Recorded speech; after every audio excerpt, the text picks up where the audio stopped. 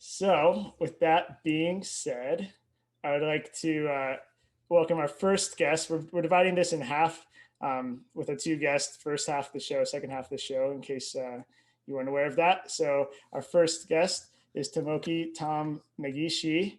Tom, I'm going to put you on a spotlight here so everyone can see. Welcome. Thank you for joining us. Hi, hello everyone.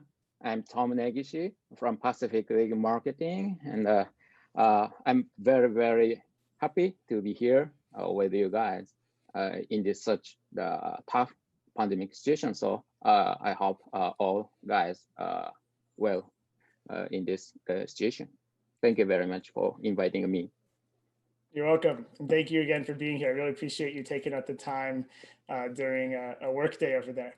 So for those of you who don't know, I'm going to give a quick introduction of what Tom-san is, what his job is, and a little bit about his background. So he got his start working for the Rakuten Golden Eagles, his start in baseball at least, where he was the Senior Director of Business Development and PR from 2007 to 2012. And of course, friend of JapanBall, Marty Keener, was with the Eagles at the same time, and we have Marty to thank for putting us in touch. So so that was a nice assist by Marty, and I know that you two have a good relationship. Anyway, so after the Eagles, he went on to Pacific League Marketing as the Chief Operating Officer and the Chief Marketing Officer, and then in 2017 was promoted to CEO of Pacific League Marketing. Pacific League Marketing, as to all of us, is a very interesting organization, being mostly in the United States, all of us here, or most of us here, or Canada, and and also fans of Japanese baseball. So Pacific League Marketing, their mission is to grow the fan base of professional Japanese baseball around the world. And Tom and PLM took a big step in those efforts this year by reaching an agreement to broadcast more NPB Pacific League games in the United States than ever before. And but that's only the first step, and hopefully that will continue to grow here and also throughout Asia and Latin America. So we're all really excited about that. And Tom-san, once again, thank you for joining us. Yep, thank you very much, and thank you very much for introducing to me to all you guys. You're welcome. Yep. So I want to start off just by talking a little bit about what I just mentioned. The Pacific League is making some big moves as of late, with games being televised in the US and some even with English broadcasts. Can you let us know what you've been up to in that area and what you're looking to do next season and beyond? Yep. At first, we are not NPB marketing. We are just Pacific League Marketing. That is one of the NPB League. And our company's mission is to grow and gain a new fan base of Japanese professional baseball, especially Pacific League baseball. And I know that there is almost seems like no market in the United States, but I feel that there are so many white spaces. So we are step into the United States market from this season in COVID situation. And we are now getting subscriber around 3,000 or 4,000 per game from digital media, but we still don't have the accurate subscriber from the cable and satellite TV station. But the total number of subscriber to the Pacific League games per game will be almost 10,000 or something like that. So I feel that that's not bad number, but from US guys it's a small number, but from the Japanese marketing company that's not bad.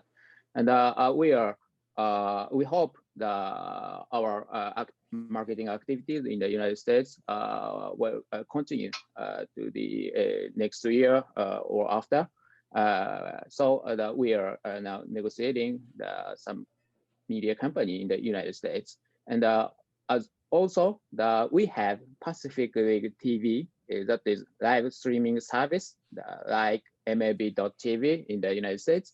So we cover all over the world, including United States. But unfortunately, we have only Japanese language services so far. So we are now ready to launch the English commentary service and also the Chinese Mandarin services so far. But I'm not sure that it's open from the next opening matches in 2021 season. But we are now keep working very hard to launch the new English and Chinese Mandarin commentary services.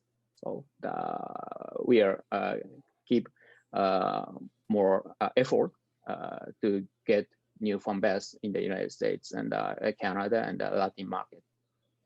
That's great to hear. And you mentioned the English language broadcasts. I'm curious, and Gabe is actually putting in the chat, he's volunteering. We have one volunteer to be a broadcaster for you already.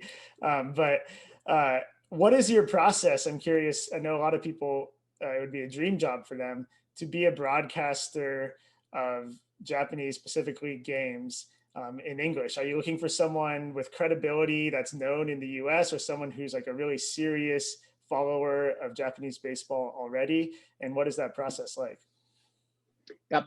So our marketing staff is now seeks the possibility how we are launch the English commentary services. So we are now planning to all of the everything from now on, because the total subscribers number in the United States to the Pacific League is not bad. So it's just a start line.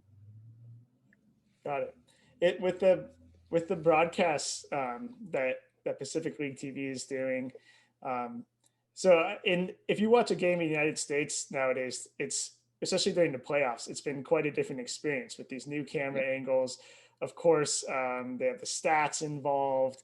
There's pace of game that makes it more TV friendly. Is the Pacific League looking to do anything that's kind of revolutionary or different in their telecasting of games and how they present the game?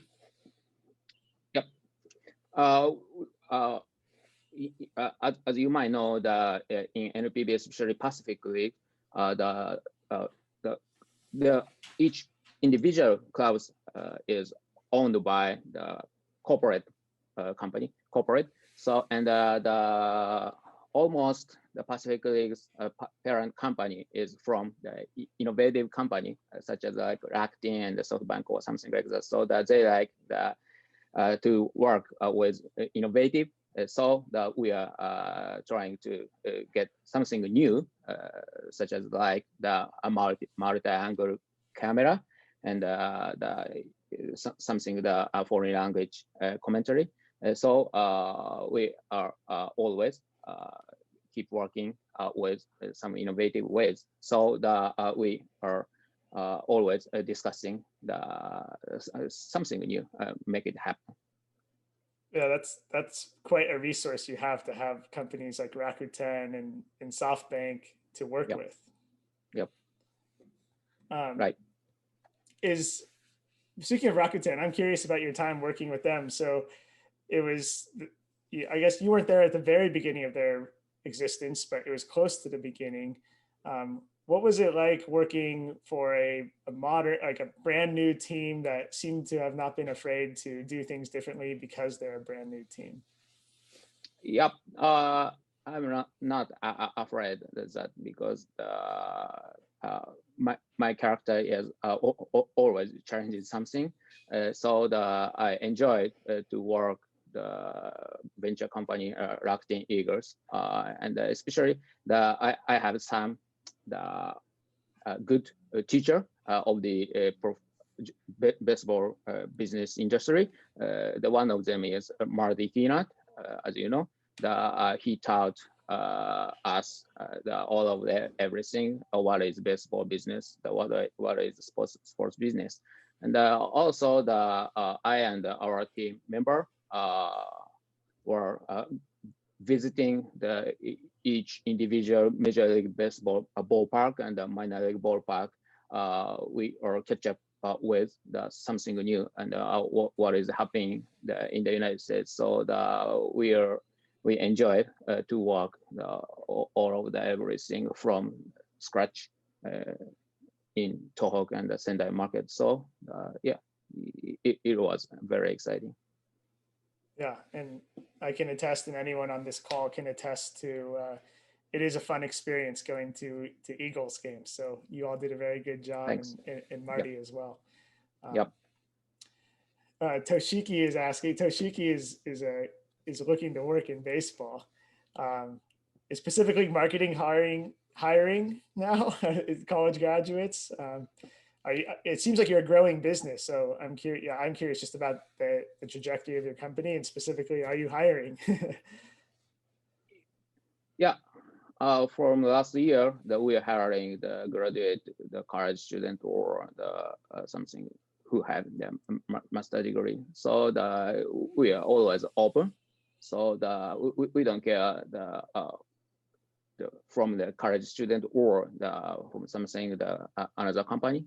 So we are always open. So please send us your resume or something like that if you are interested in working with our company. I'm happy to hear that. Got it. Cool.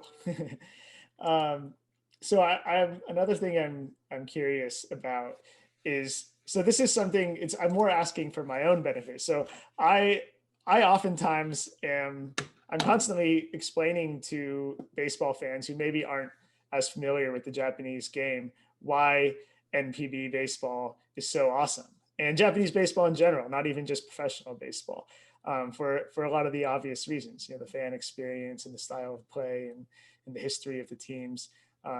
You, of course, that is your job as well. I'm curious how you sell the Japanese game to a new audience and what you think are the main attractions to a casual baseball fan. Yep. Thanks. I think we have two stronger points. The one is on field. The other one is off the field. The on field, I think it's different culture from United States. The baseball, I feel that it's small baseball, but we are our player is now playing very technically, and the Ichiro, as you might know, Ichiro and Shogo Akiyama.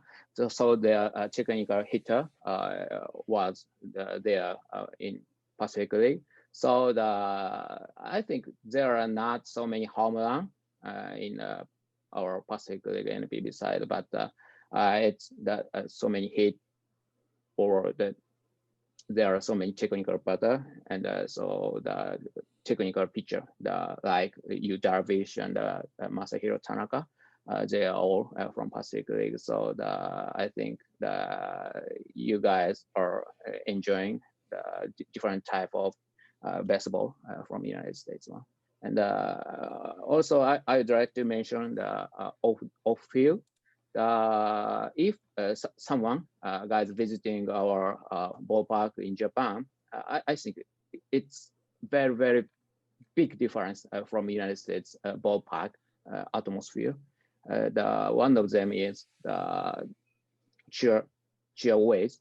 So every team has the cheer group, big cheer group. So if the game started, the outfield stand is the big cheer lead all of everything, and they are singing and dancing and clapping. So the atmosphere is very unique. So I want to show the different cheer ways to the United States, one from the broadcast and the internet streaming site, and also some teams has unique unique equipment in the ballpark. For example, the Eagles has the how do I say gondola wheel. I don't say the I don't say exactly, but the Eagles has such as like a small entertainment park, not only watching baseball, but also the kids and the family are enjoying the full day. So I think it's a very unique way. So I would like to show both on field and off field to enjoy all of the baseball and the ballpark to the United States guys. So it's the first step for us. Yeah, they're pointing out it's a Ferris wheel is what you're talking about. Yeah, Ferris wheel. Which is really cool. But I like that answer. I think maybe I'll just copy that answer and use it for my Japan ball marketing. But it's a good point too about the players who came from the Pacific League, and specifically Shogo Akiyama and of course Ichiro. So a lot of the fans that we deal with that come on our tours are very purist baseball fans, and one thing I like about the Japanese version of the game is that it's a little bit of a throwback compared to what you see in the major leagues now, which I don't know if anyone was here is watching the A's and Astros series, but it's like 15 runs scored on 12 solo home runs, and and home runs are fun until they're not. But if you like the way a guy like Shogo Akiyama or Ichiro plays the game, then you get to see that on a league-wide scale, which is really fun, and it makes for a fun viewing experience. Right. Yeah, and Gabe points out Kikuchi also, and even going back to Nomo, of course. So some good alumni from the Pacific League. Yep. So I'm curious about just going backwards a little bit about your background. Like, what team did you root for growing up? Were you a big baseball fan? And what led you to working for the Eagles and to working in baseball in general? Yep. For me, it's the full of my life. I like baseball, and I like sports, and from the prior to work for Rakuten Eagles, I was at Johnson & Johnson, that is the global maker, and I hope to work in the sports business industry because I love sports and I like baseball. And at that point, the Rakuten Eagles, the job position is open. So I apply for it, and immediately that's okay. So that's it. Got it. Yeah. Well, sounds like a great move you made from Johnson & Johnson, and I'm sure you didn't know where it would take you, but it ended up being a very rewarding decision, it seems, and there's a lot more ahead of you. Yeah. But so far in the NPB and the Pacific League baseball industry is a little bit conservative, and the important role position is shared with something the graduate baseball player or related baseball guys. But I was a basketball player in the school era, and also I'm from another industry, so I have a different perspective, and so it's very important to marketing something. So I enjoy all of everything to work here. Yeah, that's interesting that you mentioned that there's becoming more opportunities for non-baseball people in Japan, which a similar movement was happening in the United States within the last 10 or 15 years. And which is actually what I like, that's what inspired me to work in baseball too. The fact that it was opening up to non-baseball people, even though second team all league in high school, I thought at the time I was a baseball guy, but okay, we have a couple of questions from our guests. So Eric, I'm going to go to you now here. Hey, Eric. Hey, everybody. Thanks, Tom, for joining us. I believe I had seen that PLM had, I guess, signed a working agreement with, or a relationship with UMass. in their sports business program, and was just curious kind of what you're looking to do with that, and I guess if you're looking to make any kind of strategic partnerships like that with other either universities or organizations in the States. Yep. Thank you for asking me.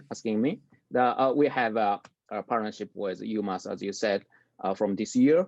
But to be honest, everything has stopped due to the COVID situation.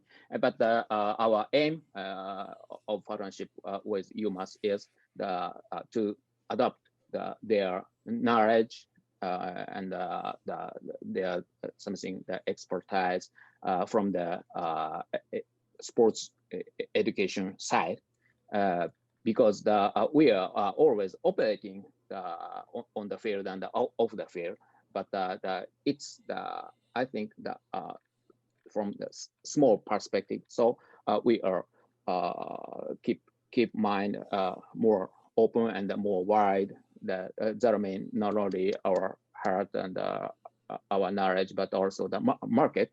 UMass and UMass graduated the organization has so many human connection in all over the world. So we would like to adopt all of everything from them. And also we are now operating Pacific League Business School. That is something new in the sports business category to the 6 Pacific League clubs employees. So we set the theme, something that today is marketing, tomorrow is something what is the sports tech in the US or something like that. So we invite every year from the United States or from the domestic in Japan. So we are now planning to invite some teacher or professor from UMass to the Pacific League Business School. So that is one of our plan. Great. So yeah, and after that, we will grow more and more, and not only Japan market but also the global market. ありがとう。どういたしまして。Thanks, Eric. All right, Toshiki, I'm going to you. Hey, Toshiki. Hey, Shane. And Tom, thank you for being here. I really appreciate it. And it's great to meet you. I should have raised my hand initially. No worries. I didn't. I guess the question, I have is, baseball is my dream, and I'd love to be a part of it. Upon graduation in May next year, I'm a senior in college. I go to University of Maryland, studying business. So if you could provide me with any kind of advice or direction for me to get into the industry, that would be amazing. And also, if I'm not able to get a job in baseball right out of college, do you have any recommendation on what kind of industry that I should go for if I want to make it there someday? Okay, so thank you for asking me. So I'd like to comment something from your question. Especially I don't care you choose something industry. Right. You choose you as you like because you are not. So I recommend that you choose the industry you like, and also I recommend that to work in the sports industry, especially in Japan. I think to define your strong point of you, so something the finance or the sales and the marketing or something like that. So I think you define your strong point. That's my advice for you. Got it. Thank you so much. Yep. Thanks for the question, Toshiki. All right, Ian, you're up next. So, Tom, おはようございます。お元気です。おはようございます。元気です。はい、すげえ。Your Japanese is good. ありがとうございます。Your English is great. Thanks. So, Toshiki is actually bilingual. He speaks Nihongo and Eigo, and he played baseball in college. so he'd be a great hire. So my question is, do you see something in MBB kind of like right now it's just Pacific League marketing and there's no CLTV. So do you see a future where there is NPB TV and an NPB app in English? Because MLB TV is great. MLB does a great job of marketing baseball to Japan. And my second question is, do you see Pacific League or Central League games ever being on ESPN or Fox? Yep. So thank you for asking me. And the first question about CLTV and the NPB TV. I got that question ton of times, and I answered ton of times. Hopefully the NPB TV is awesome and should be, but nothing is happened. Because as you might know, in NPB industry, each individual club had strong power than the NPB league organization. So everything rights is from each individual clubs, and especially in Central League, there are Yomiuri Giants, that is like New York Yankees in the United States, and the Yomiuri Giants has huge power in NPB industry because the NPB history is built by Yomiuri, almost Yomiuri. So and also the Yomiuri has Yomiuri's parent company is the Nippon TV, that is one of the big TV station in Japan. So from the MLB perspective, all of the Saudi club and the MLB industry is growing more and more, is happy to everybody. But in NPB industry, the individual club has strong power. So each club is owned by the parent company. So the parent company is working and growing their own company group, including baseball club, and a little bit.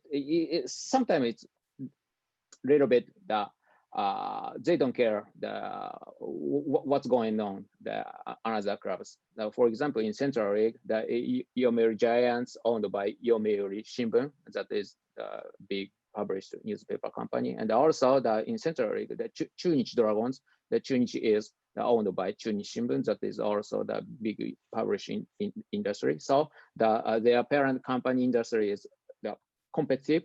So it's something like the conflict.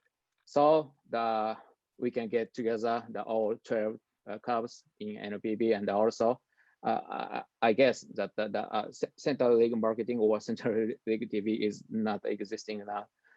So it's very individual thinking, I think. But on the other hand, in Pacific League, the SoftBank and the Rakuten or other companies very innovative, and their mother company is working in the global market, not domestic market. So their scope is wide and open. So I think the reason why the Pacific League marketing here, but the Central League marketing and the NPB marketing is not here. But in the near future, the NPB TV and the NPB marketing should be. But I have no idea so far to build the NPB TV and the CLTV so far. Ian, thank you for asking that question. My second question was, do you see games being on ESPN or Fox? Okay. Sorry for interrupting. Yeah. Honestly speaking, we negotiated with ESPN in this year, but the release has not completed. And the Fox is we are not negotiating so far, but we are now planning to negotiate with them. That's great. We look forward to seeing how that turns out. We're rooting for you. Ian, thanks for those questions. Gabe, so Gabe's got his hand up. Tom, we have one more question, and I know you have to go. Yep. So Gabe, keep Yep. it quick. Hey, Gabe. I'll try my level best, Oh. Shane. Ohayou gozaimasu, Negishi-san. Ohayou gozaimasu, Gabe. Wow, your hat is nice. Thank you. I tried to color coordinate with the shirt. Wow, great. My question is around, there's a window of opportunity coming up where the World Series is going to finish on October 28th. That leaves 2 weeks where only NPB is playing. The last 2 weeks of the regular season, then the PL Climax Series. Are there going to be any plans for an expanded English language presence at that point? Because you could get a lot of eyeballs at that point. You'd be the biggest game in town. Yep. Yeah. We don't have it something planned to English commentary such as big games, and we are managing only Pacific League games, so that we don't care the Nippon series such as like World Series, but we don't have any plans so far. But from next season, we build the English commentary games and the Chinese commentary season. So yeah, hold on a moment, please. Like I said in the chat, I'd be happy to volunteer. And please don't forget us Canadians. Okay, Work out gotcha, a deal with Sportsnet or TSN, please. Thank you. Okay, so Gabe, please text me, and my email address is Sean has my email address, so that I'll reach out to Shane. Yeah. Arigatou gozaimasu. Arigatou gozaimasu. Thank you very much. All right, well, we're right at the deadline. I feel very proud that with our Japanese guest that we're on perfect timing. So when I'm speaking for everyone here and everyone who is going to see this afterwards, when I say thank you very much for joining us, it was really great to hear your insights, and it's really exciting to see what you're doing, and we're all rooting for you here. So thank you so much for joining us, and I hope you enjoy the rest of your day over there and your weekend coming up. Yep. Thank you. Again, thank you very much for giving me such as awesome opportunities, and again, thank you, Sean, and everybody, and keep in touch, and stay safe and health in tough situation. And I'm very glad if you could visit Japan and to watch our Pacific League game in ballpark. I always welcome you. Thank you very much. Thank you. To see you again. Thank you. Bye. Same to you. Arigatou gozaimasu. Bye bye. All right. Well, thank you all for your questions. That was really interesting, and to hear his updates and what they're working on. And seems like it's a good time to be a fan of Japanese baseball. So now, right on cue, Jim just joined us. So Jim, I'm going to just put you on the camera here so everyone can see you. Hey, Jim. Hi, guys. How is everyone? See some faces I know there. You, Shane, and Rico, and a few others. So, yeah, we're happy to have you here. It's good to see you. So I'll give a quick introduction for those who aren't familiar with Jim's background. And then just like with Tom, I'll ask a couple questions. Then I encourage you all to use the raise hand feature and ask Jim questions yourself. Yeah, let's hop into it. So just a quick intro here. So Jim is a baseball lifer. He's had a long career in baseball, starting out in PR with the Royals and the Rangers and the commissioner's office. In 2003, he was charged with establishing MLB's first Asian office in Tokyo. And then he went on to lead that office for the next 15 years as MLB's VP of Asia Pacific. During that time, he helped make the MLB game more accessible to Japanese fans than ever before. There was a great wave of talent coming to the US, which we were able to capitalize on. It was an exciting time. And also established WBC in 2006. So it helped with those efforts, which of course is a huge deal in Japan, even though some of the Americans have been slower to get into it. I know that, it's been a big deal there for a long time, and Jim was right in the middle of it from the beginning. A couple of years ago, he moved back to New York as MLB's Senior VP of International. In this position, he oversees all of MLB's international offices. I think there's 6 of them now, Jim. There are. Yep, absolutely. 6 offices. He's in charge of helping to grow the brand and the game, talent-wise and business-wise. He is in charge of the schedule of games played abroad, which I know a lot of us have been to, whether in Japan or elsewhere. And also the WBC falls under his domain. It's in the WBC that I first got to know Jim. We worked together for a couple of the WBCs, including the since postponed qualifier that's just happened in Tucson this year. And Jim's always been a good friend of JapanBall's, something for which Bob Bavasi and I are both really grateful for. And it's always a treat to work with Jim, and definitely a treat to have you on with us. So thanks for joining us. Thanks, Shane, and welcome. Thanks to everyone for having me on. I am actually, fortunately, in the JapanBall Hall of Fame. Yes. So it's the only Hall of Fame I'm ever going to make, so I'm really, really proud of it. And but no, known you for a long time, and Bob, and just love what you guys do and think it's awesome. And I wish there were more people that were interested in Japanese baseball or international baseball, because there's so much of it around the world. It's so unique and different depending on the market, whether it's in Brazil or in Europe or in Asia. It's awesome. So I wish more people were, like you, and kind of reaching out and learning about it. I can't believe I didn't start with the fact that you're a JapanBall Hall of Famer. That's obviously the most impressive part. You know what? I don't want to break my arm patting myself on the back, but I do have, seriously, I have, Bob was nice and gave me a trophy, and it's up in my office in New York. So I'm proud of it. It's pretty cool. I'm happy to hear that. Well, on that note, let's start in Japan with the questions here. I imagine that some of the younger fans in Japan maybe take for granted the access they have to the MLB brand. And of course, that's thanks to a lot of the work you put in. What's the current state of things for MLB in Japan? And are you looking to grow that, or do you feel you're in a good place for now and you're looking elsewhere?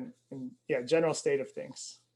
Absolutely. So look, we've been really, really fortunate in that we've really grown our brand, our presence in Japan and around Asia. But, all of that started, as Shane said, in 2003. My bosses said, look, we should have full-time presence in Japan. At the time, our business was really done through a bunch of agents. So we had an agent that did sports marketing, or sponsorship. We had an agent that did licensing. We had, somebody else that did our media business. And Ichiro had come over 2 years earlier, and there was really some low-hanging fruit. We were two things. One is that we thought we could build our business and grow our business, but also we thought we could do things that was going to better serve our fan there. And so I was tasked with the idea of going over and figuring it out, right? So my job was to, work out the tax implications, the legal, implications, all that stuff. That was all easy. I just couldn't find anyone to run the office. And so my boss at the time and I were flying to a meeting in Switzerland, and I told him, look, I can't find anyone to run the office. And he said, well, would you do it? And I said, yeah, I might want to do that for a couple of years. And I called my wife, and this is reason number 651 why I married over my head. Waited for her to wake up, called her and said, hey, do you want to move to Japan for a couple of years? And she said, yeah, that's great. So we did. And it was, our kids were 7, 5, and 2.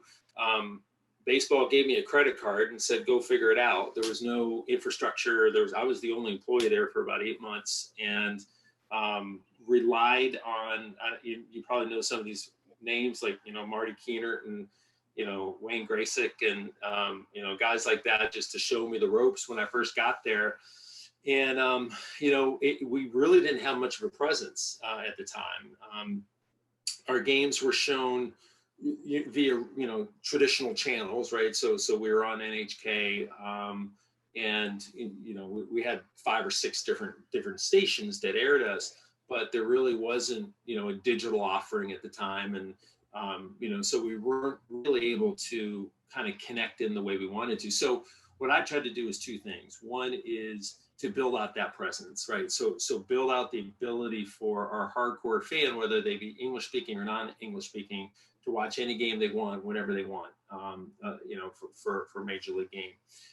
The second thing we did was to kind of build on our basic brand. So try to get more people involved in it. So we started running, grassroots programs. We started, working, growing a presence at retail, right? So with MLB shops.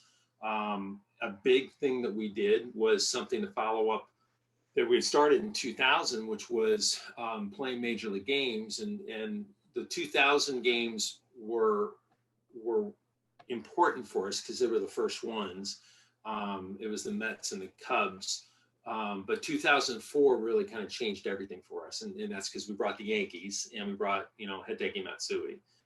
And that kind of elevated what we were doing there at a pretty high level, I think. Just being able to bring a brand like the Yankees and bringing Hideki Matsui back to play was pretty amazing. I don't know if any of you happen to be there or know about what happened, but that first game, we brought the teams over and they play exhibition games. It was Tampa and the Yankees. And they play exhibition games against the two Japanese teams. So it was Hanshin and the Giants. And the Giants game, I think, was the second game that the Yankees have played. And it's packed, 46,000 people in the stadium. And if you've gone to Japanese games there before, it's really loud in the outfield section, not always as loud in the infield, right? So it's very much the Ondan really gets into things. And when we play there, it's even quieter because there's no cheers, for the MLB teams, right? There's no Ondan for the MLB teams.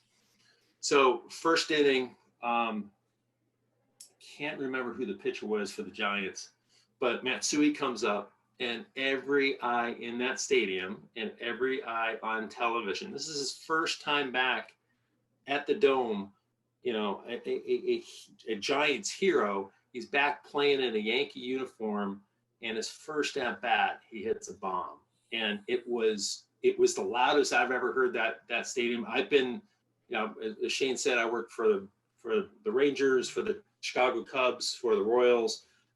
I've worked probably, a couple thousand MLB games. I've never heard a stadium that loud, and that's so rare. And to have that just effusive, combustive thing. So that was really important for us, and we built on that. So we brought back 4 years later. We brought Matsuzaka and the Red Sox. 4 years after that, which was 1 year after the everything happened up in Tohoku. We brought the Mariners and Ichiro, and then we brought Ichiro again, in 2019. So I'd say it's a long answer to your question, Shane. I'd say it's a combination of making sure we're coming over there on a regular basis to bring teams to play. Those games are generally featuring Japanese players coming home, which I think is really important. We've done a better job of getting the game on the right device at the right time. One challenge that we have, and all North American sports leagues have this challenge, when you're selling a media product, North American sports are at a huge disadvantage, right? So the World Series is on at 2 a.m. in Paris, and it's on at 9 a.m. on a weekday in Tokyo, right? Those are terrible viewing hours. So we have to find a way around that. And so we work on things, where we're sending condensed games, and we did a deal with DAZN for a few years where that was really kind of catching, people's ability to be able to catch up with games when they're home from work. So those are the type of things we've done. I'm very bullish on the future of the MLB brand in Japan. I spend probably, unfortunately, because Japan is my home. I raised my family there. My kids identify, living in Japan better than living in the United States. It was a culture shock for them to come back when they went to college. But I must say that unfortunately now I probably spend about 2% of my time in Japan, and the rest of the time is on the rest of our business around the world, where we're investing heavily in places like India and China and Mexico and Germany and the UK. So that gets more of my time, but Japan gets my heart every time. Well said. Rob Fitz says he was at that game, and he has to ask, did the Giants groove that pitch to Matsui? You know what? That's why I brought that up. I knew he would bring that up. That's why I brought that up, because I can't remember who the pitcher was, because there was talk that he got, that he grooved the pitch. But I don't care. If you have 46,000 people there waiting to see you hit a home run, hitting a home run is really hard, right? Even if it's a grooved pitch. So it could have been, and I don't care. He still did it. It's so hard. Who cares? So with staying in Japan, so you mentioned the initial reception, how you're just kind of thrown to the fire, or the initial kind of challenge. What was the reception like? Obviously there's a big baseball establishment, whether it's the Federation or NPB, where they threatened, and how did you work together with them? Well, the second week I was there, so this is August of 2003, a guy named Hasegawa was the Secretary General for the NPB, and the commissioner at the time. The commissioners have always been very, very nice and very accommodating and stuff, but Hasegawa was the Secretary General, and he asked me to come speak to the owners at an owners meeting. And so I went in. At the time I spoke almost no Japanese, and so I had to speak in English, and let's just say the reception was icy. It was a lot of people staring at me as I walked in, and I felt like I was ambassador presenting my credentials at the Kremlin or something. But it was not very pleasant. And what happened is there was Japanese baseball's changed so much since then. And it's just what Tom said, right? So at the time, I have a friend that worked at NPB, who shall remain nameless, that said that the NPB likes to blame storm instead of brainstorm. And when Ichiro left and Matsui left, there was fingers being pointed at us for stealing them.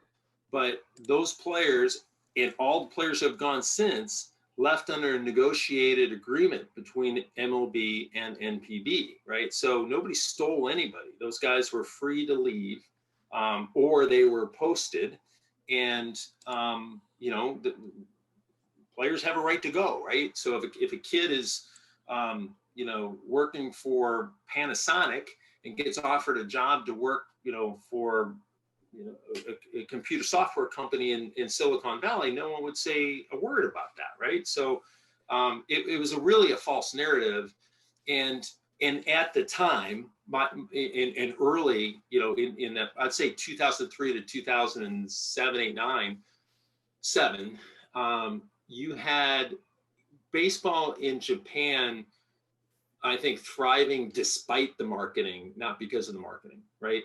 You had, a lot of you may know this story, but there was, when Bobby Valentine got fired first time, this is second time, I think, from the Marines, there was a meeting, and the notes from that meeting got out. And somebody said, Bobby's very popular with the fans.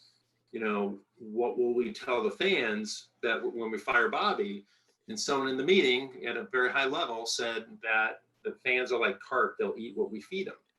And that pretty much summed up Japanese baseball. It was, there is a disincentive, and there has been a disincentive, I think, for Japanese teams to make money, right? Because the way with the Yakult on the front of the jersey, right? If the team loses money, they can write that off as an advertising expense. And if the team makes money, they can't write that off. So there's no real incentive to make money.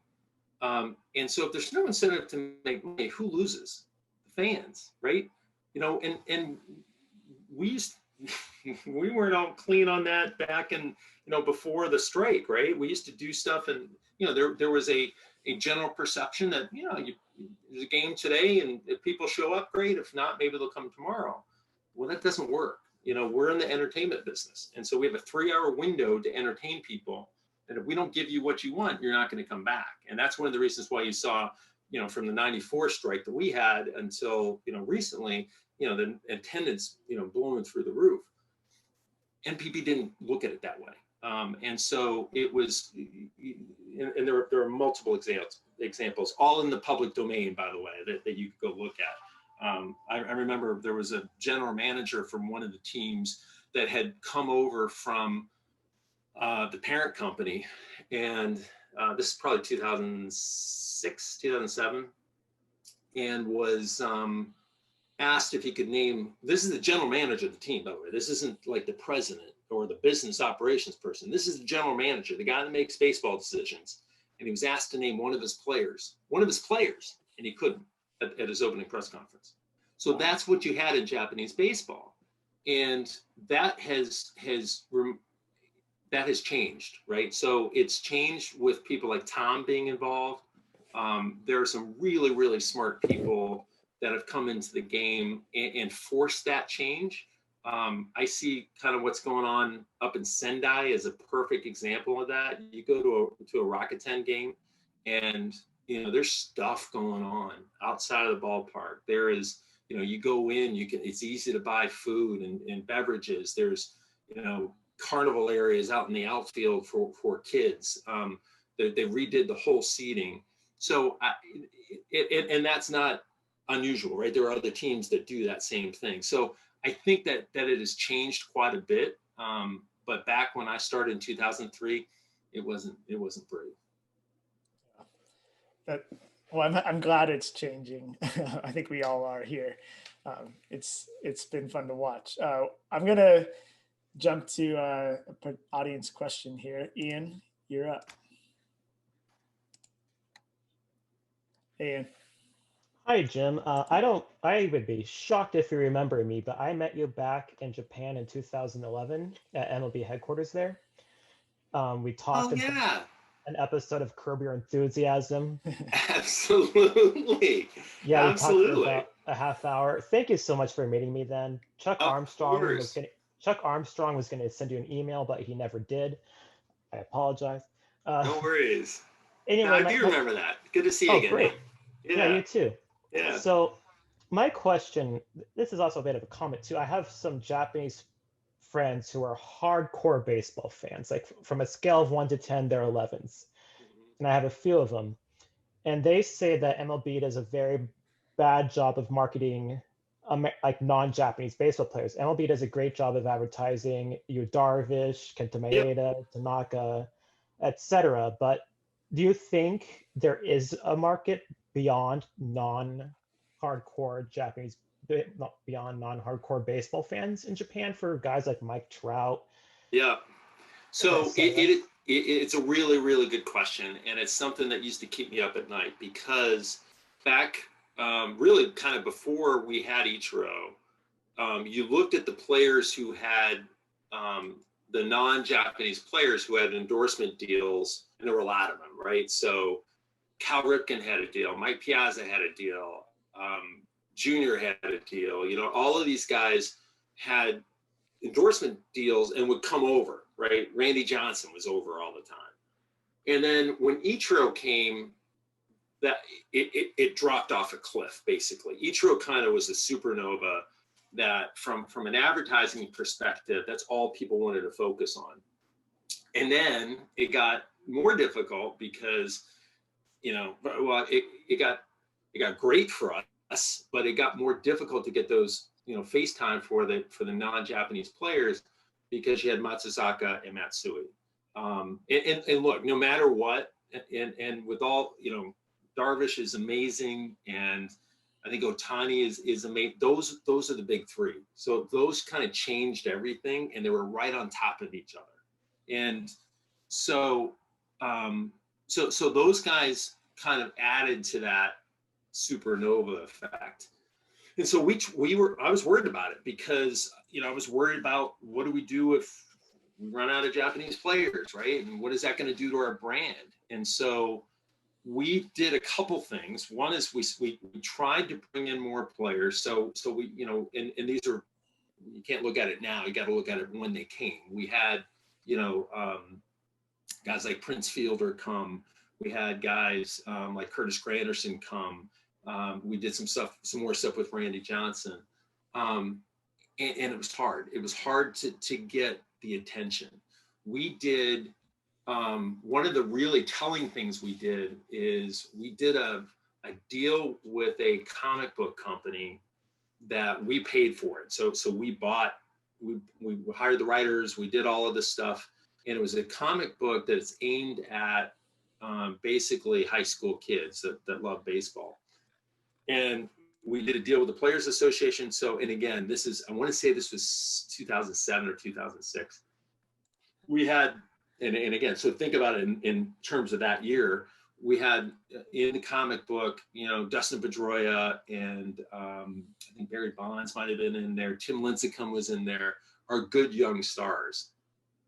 And it just didn't go anywhere. It didn't get anywhere. So we've tried to push hard to get more people to focus on those players. The problem is, you know, and look, we benefit from this. So I got to be careful when I say this, but NHK will show Ichiro's 4 at-bats every night, even if 3 of them 4 were ground outs, and not show, you know, Mike Trout hitting a grand slam. So we coddle them, we push them, but it's really, really hard. So I would say your friends, you should tell them MLB is trying to market that, but the market conditions are very different.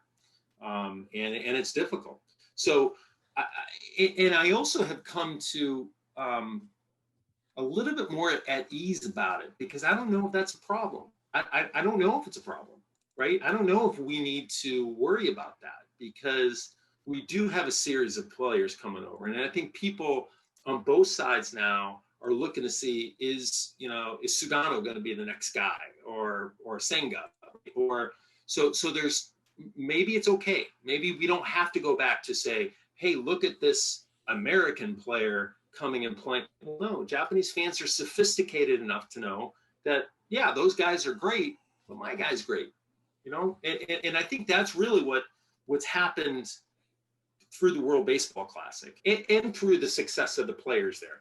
I absolutely believe that there was, and I say this because I've heard it from so many people, friends and non-friends, when I first got there, that there was some inferiority complex about players from Japan. Well, our guys can't go over and do, right? And, you know, Nomo was just kind of out of the ordinary and stuff, but position player could never do that.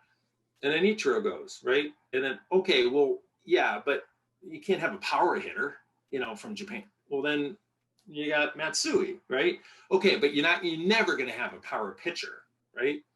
And then you had Darvish, and then you had Ohtani, who wraps all of that stuff together. So I think that created that vacuum, or that feeling kind of created the ability or the opportunity for a lot of fans to say, oh, I want to watch the MLB Power, right? And see Mike Piazza. But I think now they're like, well, we got some pretty good players, and they've seen it. You've seen it in the World Baseball Classic, and you know how outstanding they've been.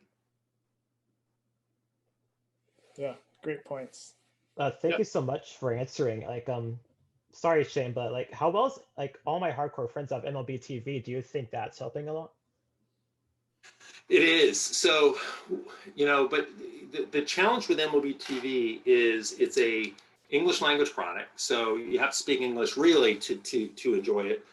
Maybe not fluently, you can still watch all the games, but it allows us to, you know, differentiate. Look, this is a business, right? So it is not a charity, it is a business. And we have Dentsu paying us a lot of money to sub-license out the rights to our games, you know, in Japan. So we have to be cognizant of that. And look, this is the same problem we have everywhere in the world. Same challenge, it's not a problem. How do you satisfy that hardcore fan that wants to watch Kansas City, you know, versus Tampa, which is maybe not a big game anywhere else, but if you're a baseball fan, you want to see, you know, Blake Snell pitch, right? So how do you do that and make access available and not erode your bread and butter media business? So I think we've got a pretty good balance of it by keeping it in English language. We really don't, we don't think we're taking the viewers away from NHK or J Sports or anybody else, but it's a great tool for us, for that hardcore fan. And I do think that you're going to see a change in MLB TV in the next few years where, you know, right now it's just games, and we're going to add more content to it. We have all of this content that we can put on there, whether it be, you know, movies or you know, features with players, or, you know, all of that stuff. And you're going to see a more robust MLB TV, I think, in the next few years. All right, we had a number of people with their hands up, so we're going to keep going to our guests. Bob, you're up next. Hey, Bob. Yeah, hi there, Bob. I got my first opportunity to see international baseball with JapanBall, and so that was kind of cool, and it kind of motivated me after I retired to travel to many different countries to watch baseball. And so I know about Major League Baseball and their marketing of China and India now. One country that made kind of a swoop a couple years ago, made it to the Little League World Series, was Uganda. So I don't know, just kind of a general question. What do you think of MLB's expansion into Africa, or is that just too small a marketing place to even consider? Oh my goodness, that is a great question. The Uganda thing, a lot of that, like the Dodgers have an academy in Uganda. So there are some of our clubs are sold on baseball in Africa, so I think the trip to the World Series, Little League World Series, helped kind of spur them to do that stuff. So one of the things is I'm a baseball lifer, as has been said. In the past 23 years, I worked on the international side. And one of the things that I said I would change if I ever ran the business, you have to be careful about this, right? You know, because we all have bosses, and you're like, you know, if I ever become the boss, I'm going to do this.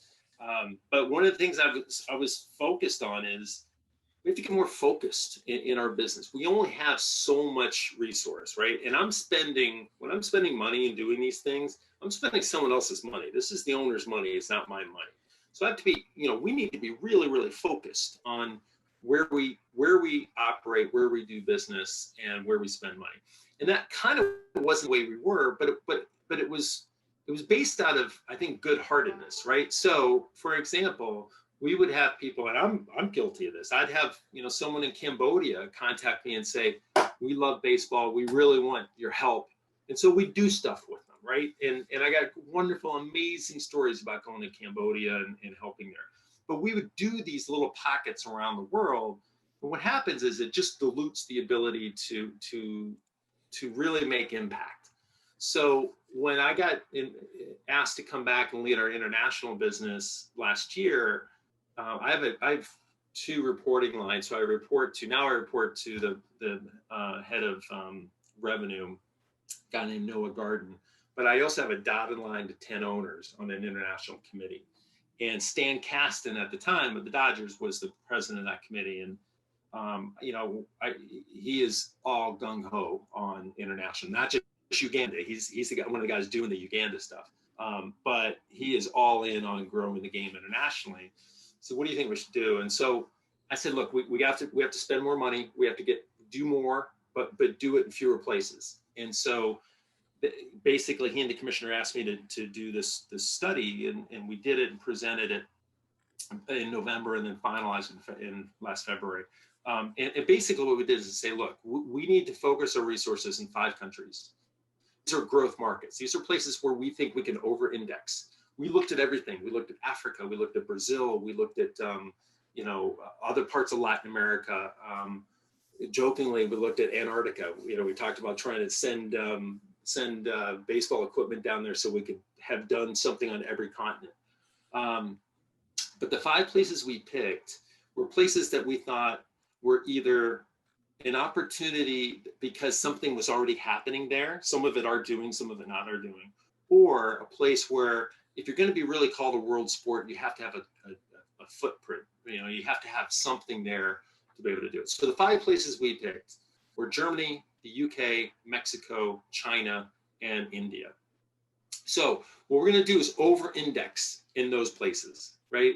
And do more than we will elsewhere. Then there's a tier below that, which is our core markets, which we're going to keep investing in, right? So that's Japan, it's Korea, it's Taiwan, it's the Caribbean countries, it's Australia, believe it or not, where some great baseball played, you know, and has been for quite some time. And then there's a third category, which is kind of everything else. And when I say everything else, we're going to keep an eye on stuff. So we're going to keep an eye on Africa. We're going to keep an eye on Brazil is a very, you know, we have major leaguers from Brazil. We have some activities down in Brazil. I'm actually very bullish. It was really hard to pull them out of the 5. Initially I had 6, and I pulled out Brazil simply because we were just getting too diluted. So I believe in baseball in Brazil. In terms of Africa, so before I went to Tokyo, I was the European office, which included Africa, reported up to me. And we started doing a ton of stuff in South Africa. And we worked with a lot of really smart people, consultants. I had worked at Nike for a while, so I was fortunate enough to work with people like Andrew Young, who at the time was advising Nike on investing in Africa. And the model there was, if you invest in South Africa, eventually it will go up the continent. And you won't have to go do things in every market. It'll just, you do South Africa, and South Africa will go up. And again, that's what we're trying to do in these markets. When we go and invest, our goal is to invest, get local pickup, and then kind of pull out, and then go back in with our traditional marketing. So we don't have to invest in getting kids to play baseball in Japan, right? Although I say that the rate of participation is going down a little bit, but you know, theoretically, we don't, you know, they love the game, right? So we don't have to, it's a waste of our money to over-index and spend too much money there. So in South Africa, we started doing a lot of stuff, and we ran, you know, mini academies. They have a really good baseball federation there. We've had some success there, right? So the Pirates had a player, you know, Gif Ngope, who played there for a while. The WBC team from South Africa did well. It never really translated to go up the continent.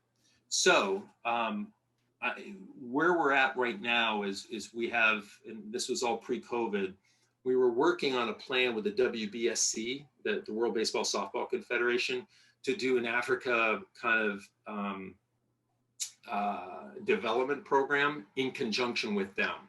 So we would do things like have MLB employees work with a federation in Uganda or in Cameroon to advise them, to be a mentor to them, you know, because these federation presidents and officials are generally people that, like, okay, my kid plays baseball. It's kind of like, in some ways, your local Little League, right? My kid's on this team, so now I got to try to run the federation. I have no experience whatsoever. So we're trying to do those type of things with an eye on, if we see an opportunity to move a country, any country in Africa, into that growth, we'll do it. Did that answer your questions? Yeah, Sorry, thank you. I was just curious. Thank you. Yeah. I have a lot I want to go deeper into, but I'm going to refrain because we have a lot of guest questions. And also, Okay. I have to mention, Leon says, I've been to 6 countries in Africa, and he saw Yankees cap in every single one of them. Nice. Did they know who Aaron Judge was? Yeah, that's a good question. Yeah. Somehow I doubt that the Yankees caps in Africa is officially a licensed product that's going to the owners. Check those numbers. Yeah. All right, Gabe, I'm going to you next.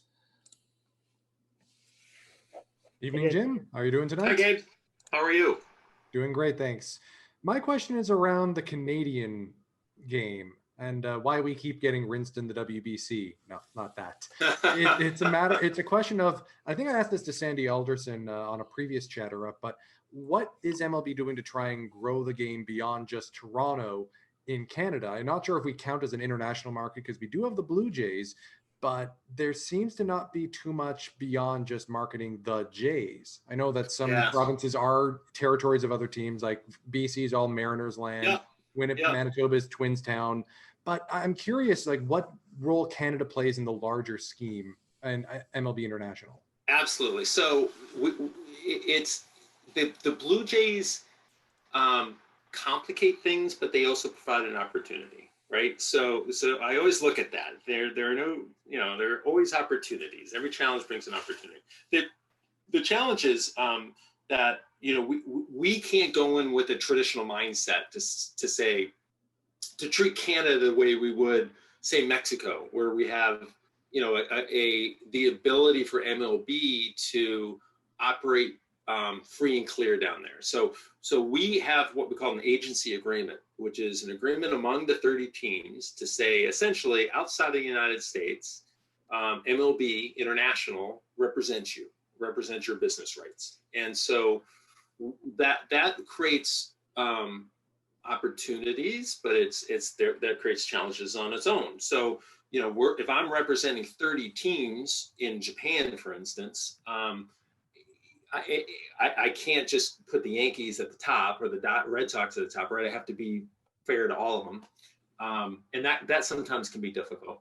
But in Canada, we have a big challenge, which is we have one of our 30 teams it's actually, has a very wide swath of the Canadian market. So we don't want to do anything that's going to infringe on them.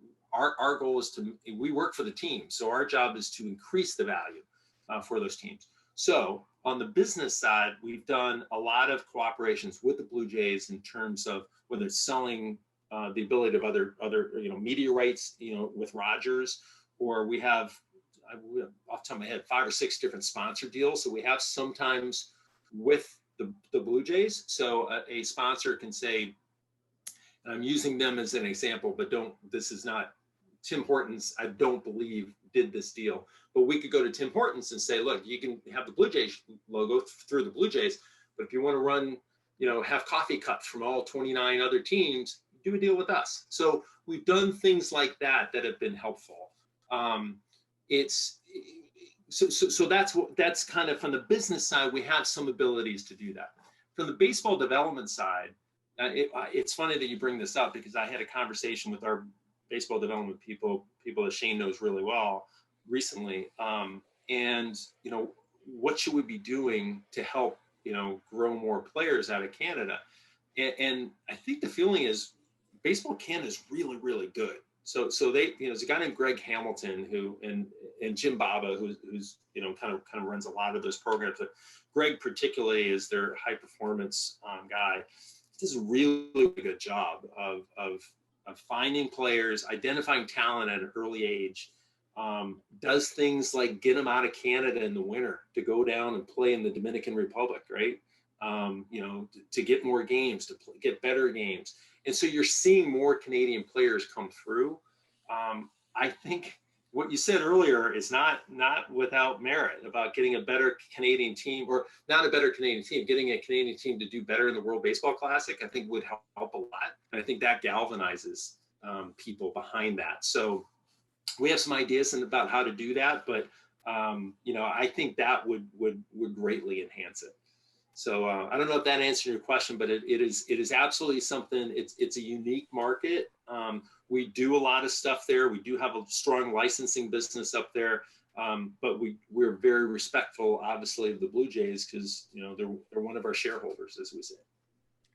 Does making a stronger Canadian team involve capturing any Latinos or Dominican players? Because I'm worried that may end up being the end result. Thanks for the answer, Jim. Absolutely. The Canadian development you alluded to is, they are really good. And Gabe, I think the WBC team is going to continue to get stronger, because they are literally the model that a lot of other countries around the world are trying to emulate, as far as how they produce ball players in a country where baseball is not the primary sport. So Canada's looking strong from a talent perspective.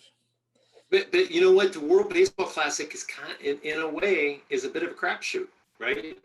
You can't tell me the U.S. team was, that won in 2017 was way better than the teams that didn't win in the 3 previous ones, right? It's a bit of a crapshoot, and hopefully they'll get some things break in the way, and they'll miss a few pitchers that they should miss, and they'll be able to advance. I got a couple more questions here. Toshiki, going to you. Great. Hi, Gotcha. Jim. How are you? It's great Hi, to meet Toshiki. you. Nice to meet you. Nice to meet you. Thank you for being here. I have more of a business side of question. What were some of the struggles that you have to overcome when trying to partner with Japanese companies? I'm saying this because I'm currently interning for Monumental Sports, which is the parent company of Washington Wizards, and I am specifically helping them with global partnerships to the Japanese market, because Rui Hachimura has gone super popular there. So if you could give me some of your insights, that would be great. Yeah, absolutely. So that's it. So I think, and I say this with nothing but respect when I say this, and I think once I start saying this, you will absolutely understand it. One of the biggest challenge with getting anything done in Japan is the risk aversion.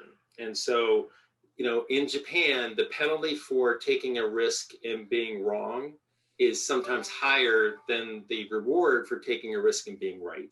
And so what happens is how that translates, and that's not blanket, right? There's so many people, that was really the case in 2003. It's really changed a lot, I'd say, recently, and it's because of people that too, with Rakuten, Rakuten, they've seen, there you go, exactly. They understand that, and they understand they're trying to get their employees to take more risks. When you go to the Rakuten office, it is completely different. It's not like you're not in Japan. Everybody speaks English, and it's a very different environment.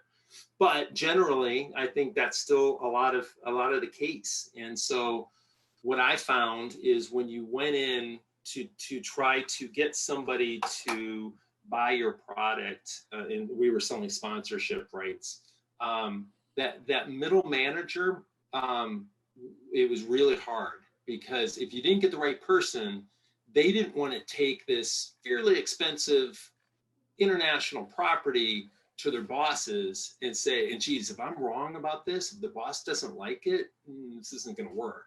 So one of the things we did then was to just circumvent those guys. And I learned this from some friends at Manchester United, and it's cheap, glomming publicity, but it worked. We started sending, I think we started it with, it might have been with Otani, it might have been with Darvish, but what we did is just found the CEOs for these different companies we wanted to talk to.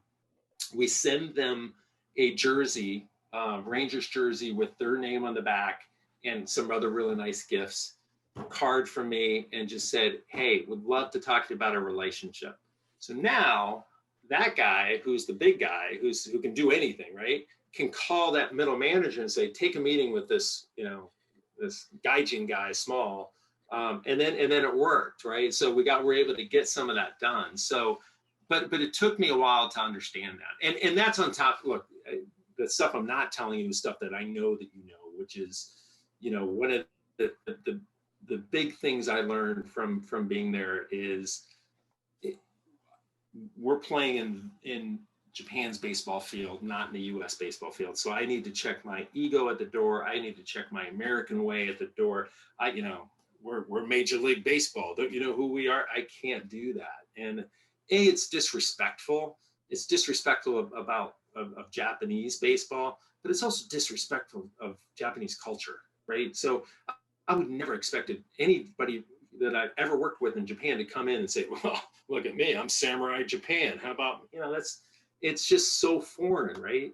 And look, I've seen a lot of companies try that, try to be the big bolsterous, hey, we're going to do this big wild thing and let's have a big party and have everyone there. And Japan, it's just much more subtle than that. So, and I know all that stuff better than I do, but I would say that would be the one kind of trick we learned, which was really helped us a lot to get to the C level with a nice gift And look, I think Hachimura it's a great story, and you guys have done a great job in trying to take advantage of that. So very well done. Great. Thank you so much. Appreciate it. Yeah. Yeah. I mean, everyone on this call views baseball as a global game, and it seems like there's more and more events and interests that are all moving towards showing the rest of the world that it is a global game. So I'm glad that you are the guy that's helping make it happen, because I know you're capable of great things, and you love it just as much as we all do. I do. It's the best, right? I mean, you go, Bob talking about going and seeing baseball around the world and places other than Japan. I'm sure a lot of you guys have been able to do that. It is, it's awesome. And I know it sounds stupid, but it is the ability. Oh, I'm sorry, Gabe. Make honkball more popular. In the Netherlands, they call baseball honkball, Honkbal. I'm not 100% sure where that came from. But no, look, Honk it is base in. Oh, there you go. All Yeah. right, Bob. Thanks. Very good. But no, look, I'll leave you with this story. So I was really, really lucky. I've been spending over the past 7 years a lot of time in India. And a couple of years ago, I went, and this is the India Promise, right? So I get there, and there's a guy named Anup Kumar in Delhi that we've been supporting for years, and bats and balls and all that stuff. He runs a really nice baseball program. And so I come, and it's Diwali, so it's the Festival of Lights. And I came near dusk, so things were starting to get dark. But it's just the coolest thing in the world. He has one of his baseball fields lit up. The base paths are lit up with candles, and the mound is with candles and stuff. I took pictures of it. I was ready to start crying. It was so cool. And he has one poorly lit field. And I walk over to that field, and I go, who are these guys? And he goes, they're 13, 14-year-old kids, brand new to baseball, never played before. And it was terribly unorganized. There were too many people on each line. They were doing double play drills, and second baseman's going over, touching the bag with his wrong foot. But every one of those guys turned and threw a freaking laser beam to first base, right? Because they've been throwing a ball their entire life. And that's the promise of India, right? There are few games in the world where you throw, bat, and catch. It's baseball, softball, and cricket. And that's it. You get handball or tennis where you're up here. And we've recruited people. We've gone to, Shane, I don't know if you know about this, but we took Bob Fontaine and went to a national handball training center in China, because handball throwers throw up here, right? Everything else in sports is around the world is almost everything is below the waist. So you see things like that on a night like that, when you see this really special thing and the sights and smells of India, and then you see these 13-year-old kids who can throw laser beams, and you're like, this is going to work. We're gonna get this done. That's he did. So Leon DeHaven. So Bob spoke about that in Scout School. Nice. And Bob has also talked to, I think it was Bob. I played water polo growing up, and he said he always wanted to turn a water polo player into a pitcher too, because they throw just like handball. It's the same motion. You told me about your water polo, and I said, well, how do they teach the horses to swim? And you didn't think that was funny. I thought it was really funny. Jim, thanks so much for coming on. I know it's late here. Is main, like, maybe it's 10:30 there, right? You're like an hour even ahead of New York. No, it's 9:30, and it's fine. We invented social distancing in Maine. I think my next neighbor is like 2 miles away, so it's quiet. My wife is downstairs watching Game of Thrones. We're catching up on that.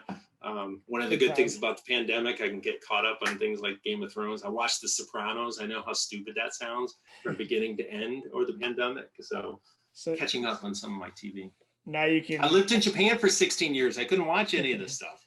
You can finally engage in topical, normal social conversations then. Yeah, exactly. Yeah, from 10 years ago, that nobody's having now. You can find out who shot JR. So there you go. That's next on my list. Well, thanks so much for joining us. This was a real treat. It's great seeing you, Jim. Really appreciate it. Thanks, everybody.